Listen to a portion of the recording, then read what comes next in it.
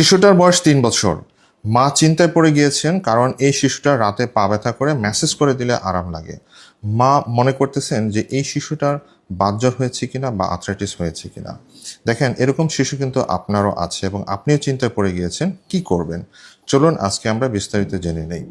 এই ধরনের ব্যথাকে আমরা বলে থাকি গ্রোয়িং পেন, যেটা খুবই স্বাভাবিক একটা বিষয়। একটা শিশু যখন বড় হয়ে থাকে তখন তার হাড্ডি মাংস বড় হতে থাকে এবং এই ধরনের শিশুরা রাতের বেলা ব্যথা অনুভব করে থাকে।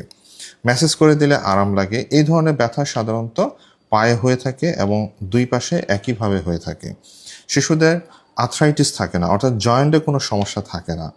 এবং এই ধরনের শিশুদের ক্ষেত্রে যখন ব্যথা হবে তখন আপনি পা ম্যাসেজ করে দিবেন এবং তার ব্যথার জন্য প্যারাসিটামল সিরাপ অথবা ট্যাবলেট খাওয়াবেন। অনেক ক্ষেত্রে এর এক্স্যাক্টলি কোনো কারণ খুঁজে পাওয়া যায় না, তবে কিছু কিছু ক্ষেত্রে যে সমস্ত শিশুদের ভিটামিন ডি ডেফিসিয়েন্সি থাকে তাদের কিন্তু এই ধরনের ব্যথা একটু বেশি হয়ে থাকে।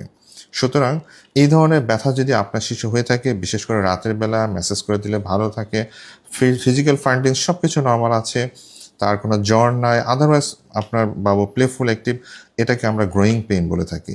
এই ব্যথা নিয়ে কোনো চিন্তা করবেন না, এটা কোনো বাত জ্বর নয় বা কোনো আর্থ্রাইটিস নয়।